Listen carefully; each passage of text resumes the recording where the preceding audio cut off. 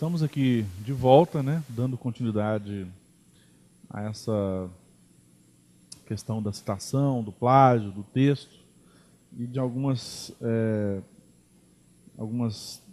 toques, né, que podem, na realidade, facilitar a construção do texto. Na última aula eu falei da questão dos fichamentos, de que forma que o fichamento pode ser feito, citei algumas formas de fichamento, dei alguns conselhos, né, para quem não tem o tempo tão disponível, falei da questão do uso da biblioteca, de aprender a utilizar uma biblioteca, de como você pode encontrar um livro na biblioteca, aprender a entrar num site da biblioteca e localizar o livro, fazer fichamento bibliográfico, que nós chamamos, né, que é exatamente a forma de você poder localizar o livro naquela biblioteca, e onde o livro está, onde o livro se encontra, ou coisa nesse sentido. E falei de outras também formas de fichamento, só que eu deixei claro que para aquelas pessoas que não têm tanto tempo assim, e que já têm a necessidade de criar o texto de uma forma mais rápida, eu acho que o fichamento de citação é a forma mais, vamos dizer assim, recomendável para essas pessoas. Ou seja, você ler o texto e já transcrever a parte do texto para o Word, né, seria o mais recomendável. Bom, agora nós vamos dar continuidade à questão das citações. Na aula anterior eu falei das formas de citações que existem, e aqui agora eu vou falar da questão mais mesmo de formatação, o que é uma citação longa, curta, livre, né, ou algo nesse sentido. Começando com a citação literal longa, essa diferença de longa e curta, né, obviamente, isso é uma exigência das normas da BNT, isso é apenas uma questão mesmo de padronização dos trabalhos científicos, para que eles não fiquem completamente loucos, né, vamos dizer assim. E aqui tem já um conceito, né? Uma citação literal longa, o texto citado, quando digitado na monografia, ultrapassa 3 linhas. Ou seja, eu estou digitando o texto da monografia. A minha citação ultrapassou 3 linhas. Aí, nesse momento, já exige-se que se faça a citação literal longa, né? Então, quando isso acontece, diante disso, você tem que fazer um recuo de 4 centímetros. Então, você coloca, obviamente, a barra piscando ali antes do texto, onde a citação começa, dá um Enter, né? E aí você vai fazer o recuo de 4 centímetros. Então vai recuar todo esse texto, que está sendo citado, obviamente, em 4 centímetros. O espaçamento dele entre linhas vai ser simples. Então isso aqui também eu vou falar em uma aula posterior. O tamanho da fonte será 10. Recomenda-se que a citação não ultrapasse 1/3 da lauda. Tem alguns alunos que acham que basta colocar, né, segundo tal autor, e aí faz a citação. Pode ser do tamanho de uma página e meia. Por favor, vamos evitar isso. Uma citação não é interessante que ela ultrapasse 1/3 da lauda, né? Ou seja, a citação longa. Você pode ter mais citações em uma lauda, claro que pode. Mas citação longa não é interessante ter uma citação longa com mais de meia lauda, vamos dizer assim, né? Isso não é uma regra, mas não é muito interessante que o texto seja todo de citação longa, né? É interessante que você faça também um diálogo, né, com o texto do autor, então que você também emita algum tipo de interpretação. Sempre usar a forma autor, data, página. Hoje em dia, não se utiliza, ou melhor, recomenda-se, né, não se utilizar mais a chamada citação em nota de rodapé. A nota de rodapé, ela é utilizada sim, ela não foi banida não.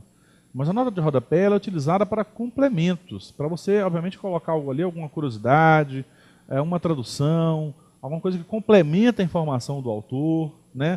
E normalmente a nota de rodapé, ela é algum dado, ela é algum tipo de informação secundária, né, que não é tão importante para o texto. Ou seja, eu posso ler o texto de uma forma corrida sem ter a necessidade de ficar o tempo inteiro consultando em nota de rodapé o que o autor está dizendo. Então a nota de rodapé, na realidade, ela dificulta a dinâmica do texto. Então recomenda-se que não se utilize a nota de rodapé. A melhor forma de utilizar a citação é autor, data, página. Então aqui tem um exemplo, né? Quando o nome do autor vem antes da citação, aqui tem apenas um exemplo. A gente coloca assim, segundo Habermas, ou seja, está fora do parêntese, 1999, página 128. Essa seria a forma quando o autor está antes da citação. Ou então quando está depois da citação. Então quando você escreve o texto e aí depois da citação você coloca o nome Habermas dentro do parêntese, todo maiúsculo, todo em caixa alta, 1999, página 128. Então são duas formas. Se você coloca o nome do autor antes da citação, o nome do autor vem fora do parêntese, escrito normal, ano e página. Se você coloca o nome do autor depois da citação, o nome do autor, aí não tem a expressão segundo, obviamente, né? O nome do autor vem dentro do parênteses, em caixa alta, ano e página. Então essa seria a forma de citação longa. Então lembrando, citação longa, ela é feita quando ultrapassa 3 linhas, certo? E aí você segue essa regrinha. A citação literal curta. O texto citado, quando digitado na monografia, não ultrapassa 3 linhas. Então é até 3 linhas. Nesse caso, o texto vai seguir a mesma formatação do corpo do texto. A única coisa que você vai acrescentar são as aspas, né? Ou seja, não se utiliza mais, gente, aspas naquelas citações recuadas, não. Aspas só se utiliza nos textos de citação curta. Ou seja, o texto ele segue a mesma lógica do corpo do texto. Eu, obviamente, só vou acrescentar, de novo, o quê? A regra autor, data e página. Da mesma forma, se a citação é antes, segundo Habermas, o autor vem fora do parêntese, se é depois, o autor vem dentro do parêntese com a caixa alta. Sigo a mesma regra. A única coisa que eu vou acrescentar são aspas, né, no início e no final da citação. E também não se utiliza mais o itálico, né? Antigamente as pessoas colocavam a citação, as pessoas até exageravam, né? Faziam uma citação com itálico, aspas e negrito. Para quê? Né? Ou seja, se você já colocou aspas, você já demarcou o trecho que você está citando. Então não tem necessidade dessas 3 coisas. Aliás, a norma ela veda isso, inclusive, né? Então, o itálico hoje em dia, normalmente é utilizado para estrangeirismos, né? Normalmente muito utilizado para citar em latim, por exemplo, né? Então você vai usar uma expressão em latim, aí você se coloca assim em itálico, né? Então para estrangeirismos a gente ainda usa o itálico. Citação livre. Como se trata de citação livre, não são usadas aspas nem o recuo. Ou seja, se a citação livre, o que ela é? Ela é uma interpretação daquele trecho que você vai citar. Se é uma interpretação, você não está utilizando as palavras do autor, né? Então, se você não está utilizando a palavra do autor, você não tem que demarcar. Então, você não tem nem que recuar e nem que usar aspas, né? O texto citado é escrito com as palavras do autor da monografia. Recomenda-se citar o autor e ano. Então, o que acrescenta na questão da citação livre? Você vai colocar simplesmente autor e ano, você não coloca página. Por que não se coloca página? Porque a citação livre ela não foi tirada de uma página específica. Eu até faço aqui uma observação, né? Ou seja, as pessoas elas cometem um erro interessante, que é o seguinte: o aluno ele vai escrever a monografia e aí, para mostrar para o professor, avaliador ou para o seu orientador que a monografia é dele e que ele escreveu aquela monografia, ele evita fazer a citação literal, ou seja, copiar literalmente o texto do autor. E aí, ele vai escrever todo o texto com suas palavras. Então, tudo que ele vai copiar, no lugar dele copiar, ele escreve com suas palavras. Ele só vai acrescentar o quê? Segundo Habermas, ano tal, e coloca o trecho com suas palavras. Segundo Dworkin, ano tal, e coloca o texto com suas palavras. Isso é uma forma errada de citação. A citação livre ela não é para citar trecho do texto. Se você vai citar trecho do texto do autor, é recomendável que você faça a citação literal. A citação livre é quando você lê todo um texto do autor, né? E depois daquela leitura, você chega a determinadas conclusões. E aí sim, essas conclusões que você tirou do texto do autor, você vai escrever com as suas palavras. Aí você pode colocar, segundo fulano, e aí, né, democracia escreve com suas palavras o que você entendeu de um texto inteiro, completo, e não de trecho do texto. Trecho do texto, citem literalmente o trecho. A citação livre só usem para, obviamente, quando vocês fazem uma leitura completa do texto e tiram conclusões, e aí vocês podem colocar essas conclusões da forma como vocês entenderam, né? Então é isso, evitar o uso da citação livre como recurso de simples substituição da citação literal. A citação livre, normalmente, é uma interpretação feita de um pensamento inteiro e não de pequenos trechos, né? E as pessoas normalmente confundem isso. Quando se trata de pequenos trechos, recomenda-se a citação literal. Isso aqui é uma dificuldade de compreensão, mas vocês vão encontrar isso muito em qualquer tipo de artigo científico, ou monografia de conclusão de curso, ou tese, dissertação. Vocês vão entender isso melhor. Citação de citação. Aqui naquele caso, né? Recomenda-se quando não se tem a possibilidade de ter acesso à obra original.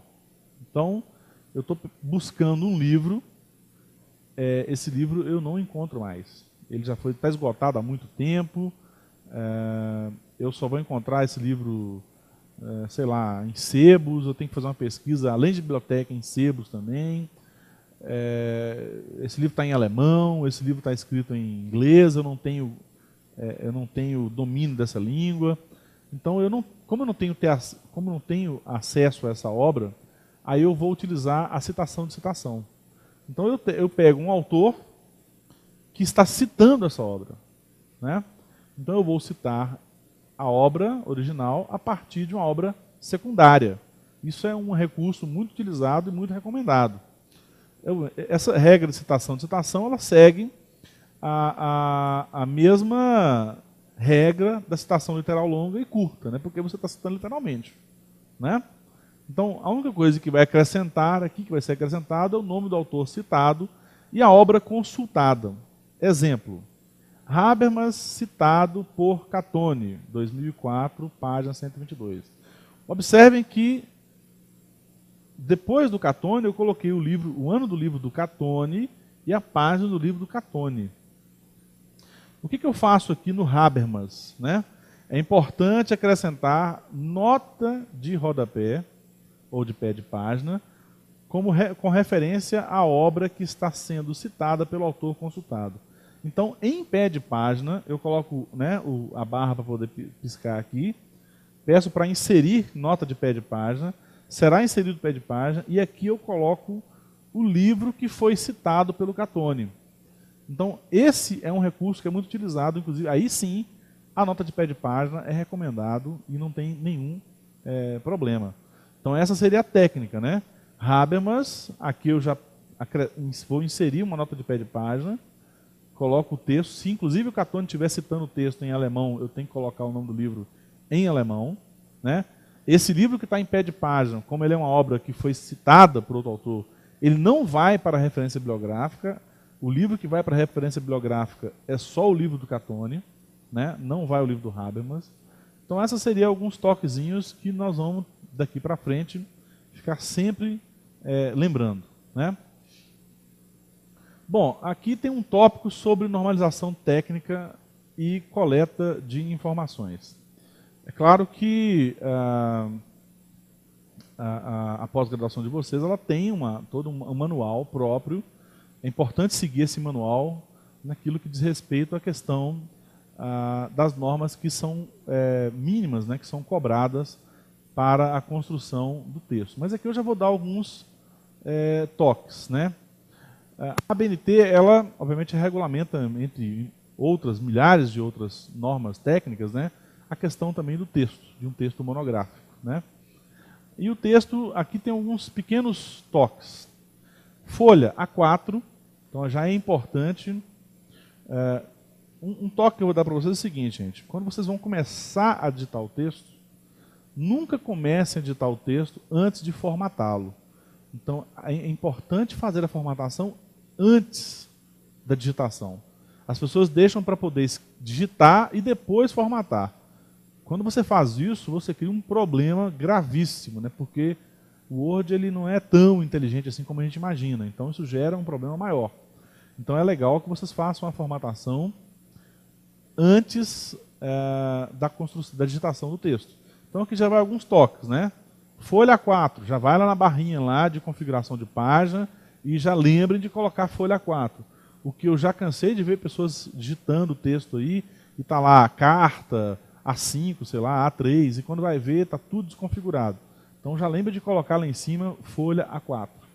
Isso aqui são pequenas formatações que vocês devem fazer desde já. Margem superior 3, esquerda 3, direita 2, inferior 2. Então também já vai lá na mesma configuração de página e vai colocando as margens lá, né? Quantos centímetros tem que ter em cada margem. E tem que ser exatamente isso, gente. Não tem como ser diferente. Margem superior 3, esquerda 3, direita 2, inferior 2. Fonte. As fontes mais recomendadas são Times e Arial, né? O tamanho da fonte é 12, independentemente de Times ou Arial, né? Eu tenho até que conferir depois aqui com a questão do documento da instituição se seria aceito Arial. Eu acho que é aceito também o Arial. A fonte 12, né? Tamanho da fonte 10 é utilizado em monografia quando? Só nas citações longas, lembrando, aquelas citações que são recuadas, ali a fonte é 10, e nas notas de rodapé. Aqui também a fonte é 10.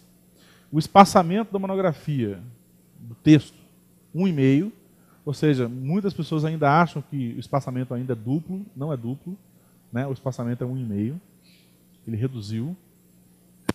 O espaçamento simples também é utilizado. Quando que o espaçamento simples é utilizado? Na chamada nota de tese, eu vou explicar daqui a pouco o que seria essa nota de tese. Nas citações longas, que são essas citações que também é utilizada a fonte 10, né, recuada em 4 centímetros, em rodapé e na referência bibliográfica. Então, nesses 4 pontos aqui, o espaçamento é simples. Parágrafo moderno ou tradicional. Eu coloquei moderno e tradicional aqui, mas eu acho mais recomendado o tradicional. O tradicional é aquele parágrafo que tem um pequeno recuo na primeira linha do parágrafo, né?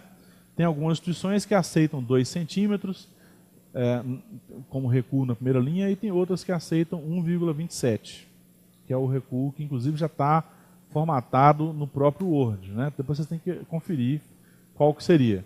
O moderno é aquele parágrafo que não tem esse recuo na primeira linha, mas você tem um espaço duplo entre um parágrafo e outro, né? Então há uma distância de um parágrafo para o outro. Então o que vai demarcar o que é o parágrafo é esse espaço duplo que existe entre um parágrafo e outro. No tradicional, o que vai demarcar um parágrafo e outro é o espaço, é o recuo que você tem na primeira linha, né? Eu prefiro o tradicional. Esse moderno aqui, ele quase não é recomendado, mas existem alguns textos, algumas instituições que aceitam o moderno. Citação textual, já falei disso aqui já, o que seria a norma de ABNT. Bom, aqui tem um esqueleto da monografia de vocês, né? O que a monografia vai ter que obrigatoriamente ter, né? Tem algumas questões que são opcionais, mas aqui é o que é obrigatório. Ou seja, nós temos partes da monografia pré- e pós-textuais e as partes textuais. As partes obrigatórias, pré- e pós-textuais. Pré, nós temos capa, folha de rosto, está faltando aqui a folha de aprovação, o resumo e o sumário. Isso são partes pré-textuais, ou seja, as partes que estão antes do texto. Então, capa, folha de rosto, a folha de aprovação, está faltando, o resumo, tem algumas instituições que inclusive recomendam ou pedem que esse resumo seja feito em 2 línguas, né? o sumário, que depois eu vou explicar como é que faz o sumário. E depois do texto nós temos a bibliografia, ou referência bibliográfica, e para aqueles que quiserem utilizar, anexos, né? Mas isso não é obrigatório. Aqui é só o que é obrigatório. Tá? Parte textual. Tem a introdução, que vai conter, obrigatoriamente, tema, problema, objetivo da pesquisa, justificativa, metodologia, marco teórico e a hipótese. E na introdução eu ainda acrescentaria de que modo que vocês dividiram essa monografia, né? Então aqui eu vou colocar, a presente monografia tem como tema isso, aquilo, aquilo, aquilo, aquilo. O problema que pretendemos pesquisar se refere a isso, aquilo, aquilo. Tem como objetivo alcançar isso. E vocês vão exatamente criando um esqueleto dentro dessa monografia, né? Vai falar um pouco do marco teórico de pesquisa de vocês, a hipótese, que é aquela resposta provisória, e acrescentar de que modo que essa monografia foi dividida. Vocês vão ver isso muito em livros acadêmicos escritos no seguinte sentido, né? Tal texto foi dividido da seguinte forma. Então, no capítulo 2, ou na parte 2 da monografia, trabalhou-se o conceito de soberania sob a ótica de não sei quem e assim por diante. No capítulo 3, foi trabalhado isso, aquilo, aquilo, aquilo. Então, eu vou comentar, né, parte por parte da monografia que foi escrita. Isso é interessante colocar na introdução, porque também permite uma melhor compreensão do texto que será escrito. Dentro do desenvolvimento, eu já falei disso um pouco atrás, mas é interessante voltar nisso. Eu falei com vocês que eu vou optar por 3 capítulos, né? Mas quem quiser optar por mais capítulos, pode utilizar isso. No desenvolvimento vai ter um capítulo de revisão da literatura ou estado da arte. Só lembrando, né? A revisão da literatura, vocês vão tentar ao máximo, né? Registrar tudo aquilo que já foi escrito em relação ao seu tema, né? Ou pelo menos as principais obras que foram escritas em relação ao seu tema, né? Quais são os autores clássicos, quais são os principais autores contemporâneos que discutem aquele seu tema. Isso é o que nós chamamos de revisão da literatura. Você está revendo tudo aquilo que foi escrito em relação ao seu tema, né? E o estado da arte. O estado da arte é exatamente em que ponto essa discussão ela parou, né? O direito ele é evolutivo, vamos dizer assim, e em algum momento essa discussão ela vai, não que ela vai se encerrar, né? Mas ela vai, tem até um conceito que é muito utilizado por advogados, né? Ela vai parecer que está pacificada. Então esse é o estado da arte, né? Em que ponto essa discussão encerrou. Isso é importante colocar no capítulo posterior à introdução, né? Que seria o capítulo 2. Então o capítulo 1 é a introdução, o capítulo 2 seria o capítulo de revisão da literatura, que pode ser dividido, é interessante inclusive que se divida em subitens, né? Então seria 2.1, 2.2, 2.3 e assim por diante. Um capítulo 3 da monografia, que seria o capítulo de marco teórico. Aqui você vai utilizar, ou você vai aprofundar o marco teórico de vocês, porque é exatamente a partir desse marco teórico que vocês vão fazer a crítica que vocês pretendem fazer, obviamente. Então aqui no marco teórico, vocês vão dar nome a isso, né? Pode ser lá o direito como integridade, pode ser democracia na visão de Jürgen Habermas, sei lá, pode ser o princípio da proporcionalidade, não sei, né? A supremacia do interesse público sobre o privado, o princípio da dignidade da pessoa humana, não sei, depende, obviamente, do marco teórico que vocês estão utilizando. E ali vocês também podem criar subitens, né? Para poder esmiuçar melhor o que seria esse marco teórico. Um capítulo 4, onde vocês vão apresentar aspectos críticos, que são, obviamente, necessários em uma monografia de conclusão, não só de graduação, mas de pós-graduação e assim por diante, né? Aspectos críticos são importantes. Então, esses aspectos críticos, eles são aspectos críticos de quê? desse estado da arte, ou dessa revisão da literatura, a partir do marco teórico. Então você está apresentando algum tipo de falha, ou algum tipo de obscuridade dentro daquele tema, mas essas obscuridades, essas falhas, né, elas são detectadas a partir de um marco teórico. E aqui você vai colocar os seus aspectos críticos, que também recomenda-se que façam subdivisões. E a conclusão ou considerações finais, que também é uma parte textual da monografia, né? Há uma distinção importante a ser feita aqui, né? O que é conclusão e o que são considerações finais. Vocês vão encontrar ora conclusão, ora considerações finais. Há uma pequena distinção nisso aqui, né? Na conclusão, é importante voltar nos pontos trabalhados no trabalho de conclusão de curso. Ou seja, o que significa a conclusão? Existem alguns textos de monografia em que eles, em cada parte dessa monografia, né, por exemplo, no capítulo 2, no capítulo 3, no capítulo 4, as pessoas colocam conclusões de cada um desses capítulos. Quando se coloca conclusões em cada um desses capítulos, não se recomenda utilizar a palavra conclusão. Utilize considerações finais. Mas quando você não faz essas pequenas conclusões em cada capítulo, você vai chamar de conclusão e aí sim, você vai nessa conclusão concluir cada um desses pontos. Então essa conclusão, inclusive, ela pode ser escrita em tópicos, né?